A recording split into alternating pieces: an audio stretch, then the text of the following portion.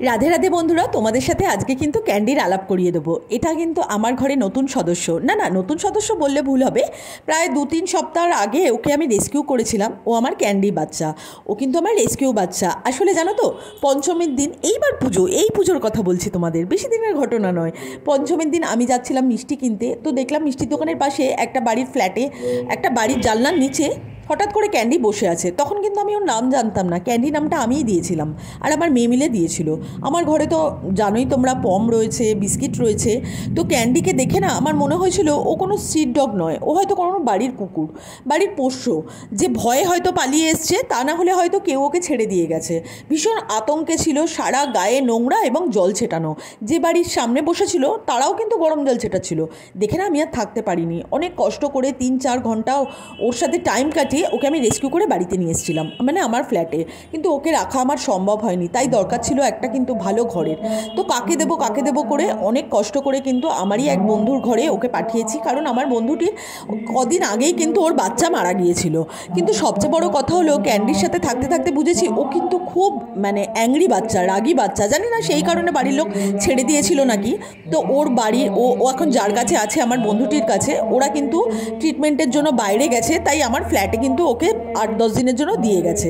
যার ফলে কি হয়েছে, বিস্কিট পুরো বাধা পড়ে গেছে। এই দেখো, দরজার কিন্তু এই দিকে ক্যান্ডি আর ওই দিকে কিন্তু বিস্কিট আছে, দাঁড়াও তোমাদের দেখাচ্ছি। যাই হোক, বিস্কিটও বাঁধা, ক্যান্ডিও বাঁধা, কারণ এর আগে যখন ও ছিল বিস্কিটকে কিন্তু ক্যান্ডি খুব ভয়ানকভাবে কামড়ে দিয়েছিল। আর পমকে কিন্তু আমি আমার বাপের বাড়িতে দিয়ে এসেছি, যেহেতু পম বাপের বাড়িতে ভালোই থাকে।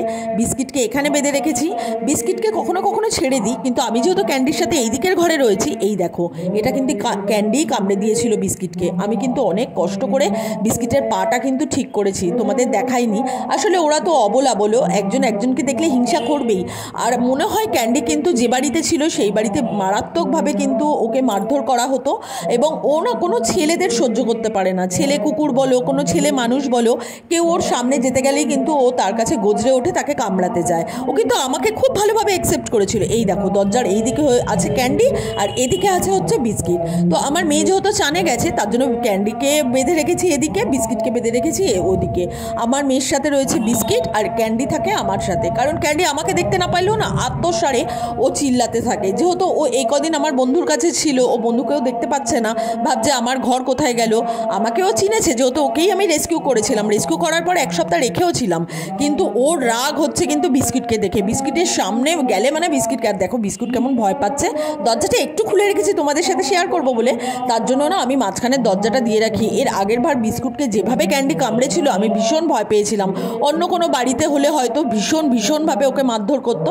দেখো, তারপরে এই দিকের ঘরে ছেড়ে দিয়েছি, ও কিন্তু সেই দরজার কাছে যাচ্ছে, কখন ও বিস্কিটকে ধরবে। তারপর কিন্তু দুপুরবেলায় ওকে নিয়ে আমি একটু এসিটা চালিয়ে ওর সাথেই শুয়ে পড়েছি, যেহেতু ওর সাথে না থাকলে ওর হয়তো আরও মন খারাপ হতে পারে, যেহেতু ওর নিজের লোক ওর বাবাকে দেখতে পাচ্ছে না, ওরা তো গেছে ডাক্তার দেখাতে বাইরে। তার জন্য কিন্তু ফুল টাইমটা এখন আমাকে ক্যান্ডিকেই দিতে হচ্ছে। আর বিস্কুট আছে ওই দিকের ঘরে আমার মেয়ের সাথে। বিস্কুটের একটু মন খারাপ, যেহেতু এই দিকে আসতে পারছে না, বারান্দায় যেতে পারছে না। তোমরা তো সবাই জানো বিস্কুটের বারান্দাটা আর ওই বক্স জানলা ভীষণ প্রিয়, ও কিন্তু ওখানে বসে বসে লোক দেখে। আর দেখো ক্যান্ডি কী সুন্দর আমাকে ডাকছে। ও কিন্তু এমনি খুব ভালো, ভীষণ মিশুকে, কিন্তু ওর একটাই প্রবলেম, ও কিন্তু কোনো ছেলেদের সহ্য করতে পারে না। এটা বিস্কিটকে দেখে নয়, যেহেতু বিস্কুট ছেলে, তো বিস্কিটকে দেখে নয়, ও কিন্তু কোনো ছেলে মানুষদেরও সহ্য করতে পারে না। দেখো, দরজাটা খুলেছি ওকে বেঁধে রেখে। আর বিস্কিট কিন্তু অনেকক্ষণ ধরে যেহেতু এদিকে বাঁধা, তাই ভাবলাম যখন আমার মেয়ের চান হয়ে গেছে, তাহলে এবার বিস্কুটকে খুলে দিয়ে ওই দিকের ঘরে দিয়ে দিই। তাহলে কি হবে, ও একটু মন খোলাভাবে বক্স জানলায় বসে বসে লোকজন দেখতে পারবে। বেচারার জন্য কষ্টও লাগছে, এখন 8-10 দিন ওদের হয়তো এরকমভাবেই কাটাতে হবে, কিন্তু কিছু করার নেই। জানো তো, যেহেতু ক্যান্ডিকে আমরা ভীষণ ভয় পাই, ক্যান্ডিকেও মাঝে মাঝে এই দিকে জানো তো ছেড়ে দিই। এই যেই জায়গাটা তোমরা লম্বা দেখতে পাচ্ছ, এখানটায় ছেড়ে দিই, কিন্তু না, ওর একটাই টেন্ডেন্সি, ও কখন গিয়ে বিস্কুটকে ধরবে আর বিস্কুটকে কামড়াবে, ভীষণ ওর জন্য ভয় লাগে। ওর জন্য ক্যান্ডিকে আমি বেঁধে রেখে তারপর বিস্কুটকে ওই দিকে ছেড়েছি। এই দেখো, বিস্কুটকে এই দিকের ঘরে ছেড়ে দিয়েছি। আর তোমরা তো জানো এই যে বক্স জানলাটা বিস্কুটের ভীষণ প্রিয়, আর এও বদের ধারী, তোমরা জানো না, যেহেতু সবসময় বক্স জানলায় বসে থাকে, এখন ক্যান্ডিকে দেখে ও কিছুতেই বক্স জানলার দিকে উঠছে না। আমার মেয়ে ওইদিকে ঠাকুরকে দিচ্ছে, তারপরে কি আর করব, ভাত ঘুম দিলাম। এরপরে ক্যান্ডি শান্তভাবে একদম ঠান্ডা এসির মধ্যে ঘুমোচ্ছে, আর ওইদিকে ঘুমোচ্ছে হচ্ছে আমার বিস্কিট আর আমার মেয়ে। তাহলে তো ভিডিওটা তোমাদের কেমন লাগলো জানিও, আর প্লিজ চ্যানেলটাকে সাবস্ক্রাইব করো, ভালোবাসা দিও। তাহলে চলো, টাটা।